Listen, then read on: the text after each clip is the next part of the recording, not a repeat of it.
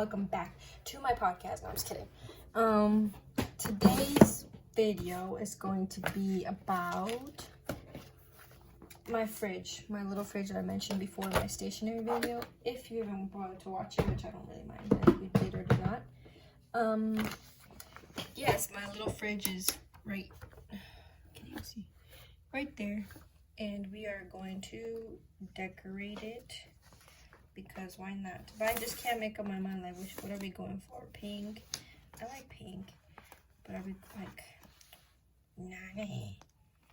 Oh, this one. The thing I like about this, because it's transparent and you can just like, you know, like, see what is cute. And luckily for me, I have